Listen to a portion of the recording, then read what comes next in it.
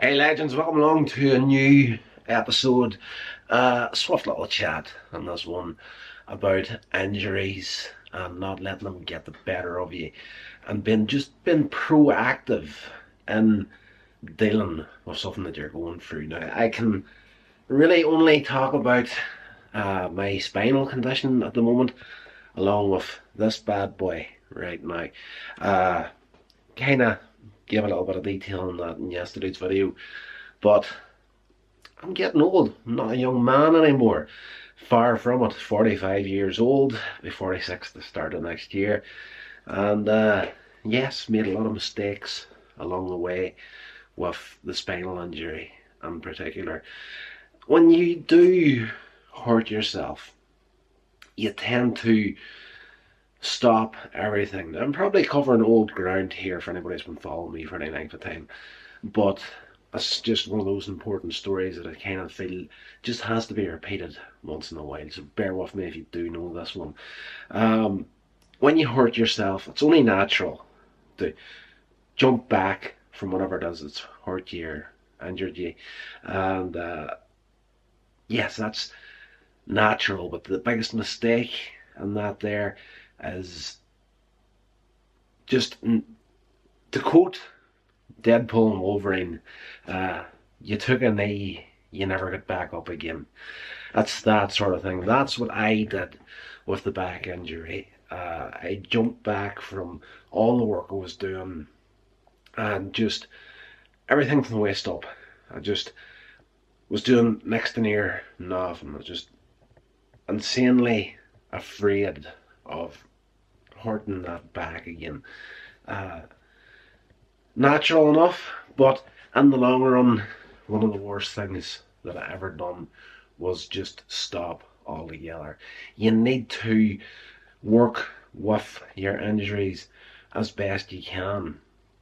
And if I had did that back at the beginning of that back injury, might have got over it a little bit easier than what I've done at this point. Now, it's one of these injuries, it's a permanent thing. It's in the back, it's in the spine itself. It's an actual disc in the spine where the problem's at. It's like a degenerative condition, was the way they put it after the MRI scan.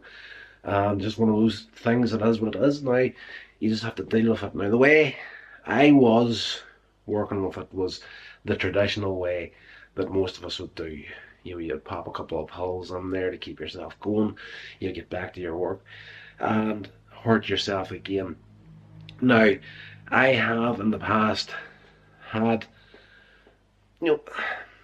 from time to time I will refer to it as an addiction. It was probably going to go that way if I hadn't have nipped it in the bud when I did.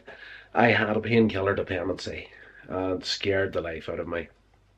And took a full year and a half to, pretty much detox my system from the painkillers that I was on, which was kind of an opioid-based painkiller. And that's, once those get into your system, it's very, very difficult to get them back out of your system. So it took a full year and a half, and I'm glad that it did it, because it just did quite a few things for me. First of all, it showed me that I could do that sort of thing. I could beat something like that, a dependency. The cigarettes again is another thing, just kind of off topic here, but because of the confidence in getting away from the painkillers, I was able to also get away from the cigarettes. Like, there's still times there I will struggle with that, and probably will slip up at some point with that. And it is what it is. That's one of those things. That's another thing. That's just another video for another time. But just knowing that I personally actually have it in me to beat a dependency like that there just shows me that the sky's the limit whenever it comes to anything really. Back to dealing with your injuries, of course. The best way of dealing with that injury for me was realizing that the best way to do it is off medication, because again, while you're on that, you tend to hurt yourself without actually realizing. It's only masking the problem. So you could be back to work, you could be motoring on as good as you ever did, thinking this is great, but the injury's still there, the problem's still there. The pills is just masking that. So whenever you do actually damage yourself while on them, you've damaged yourself far worse than you did the first time around, because that mask is there to hurt yourself through that there. That's not good. I've done that a couple of times. So to deal with that back injury without the medication has been a tough road, not going to lie.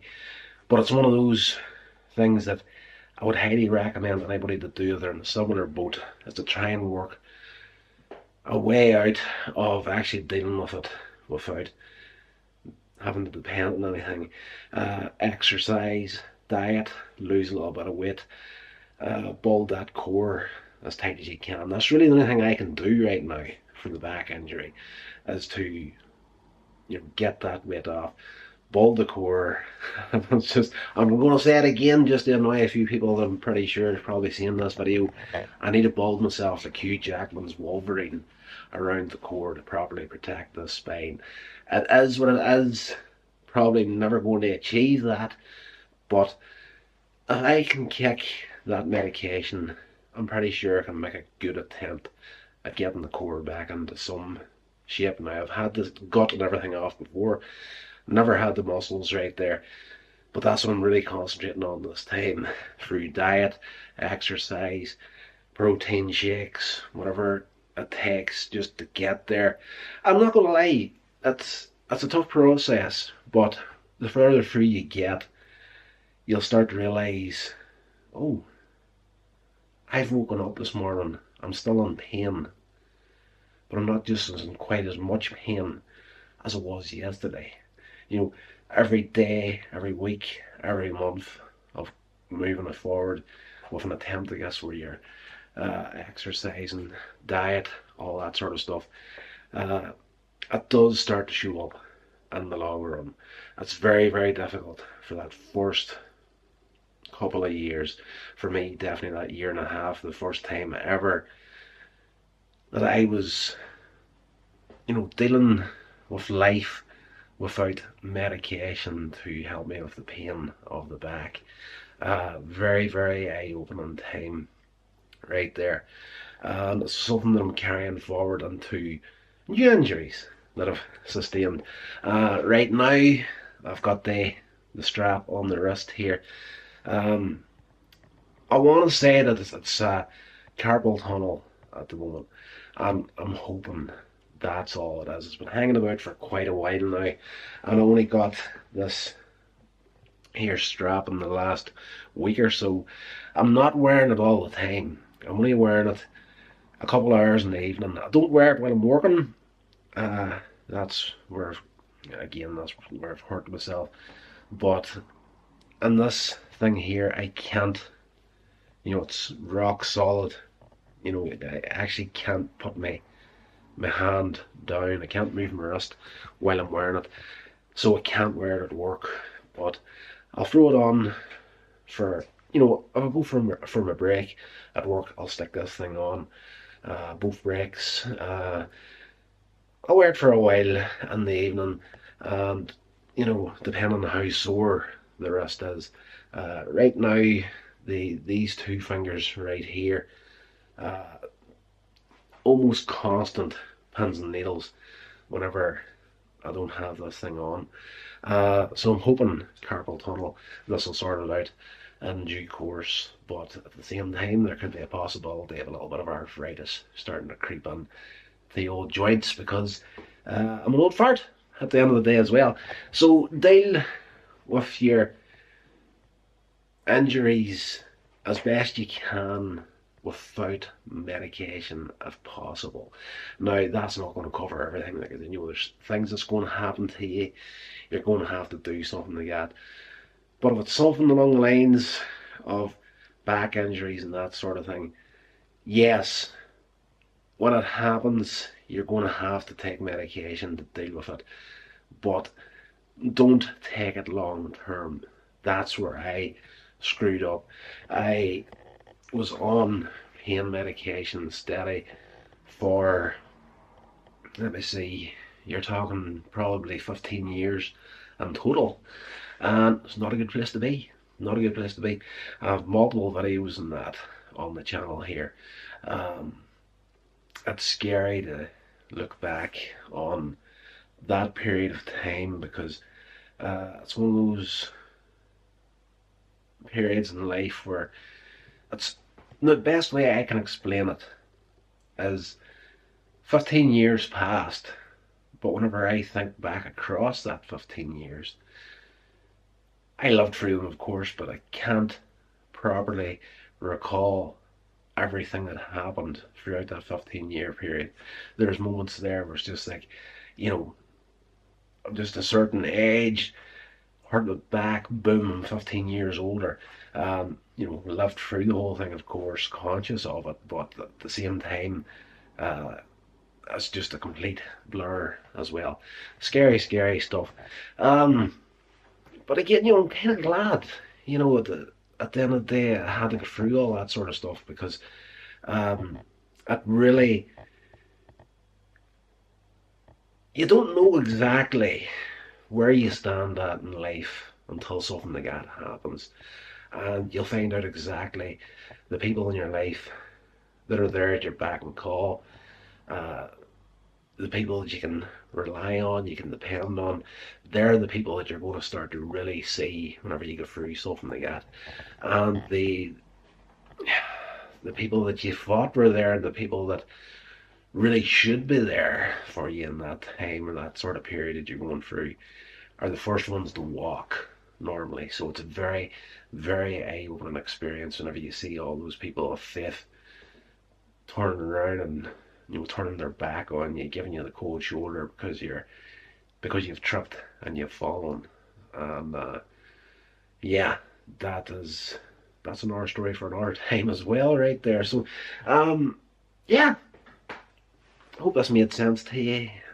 Just kind of had that idea, turned the camera on and kind of ran with it. But, you know, it's just the basic idea here is to find a way to deal with your injuries without the medication, using, of course, little straps like this here. Not something that you're going to use permanently. It's another thing I'll say before I end this video. The early days of the back injury, I got one of those back braces to, you know, kind of protect the spine as well.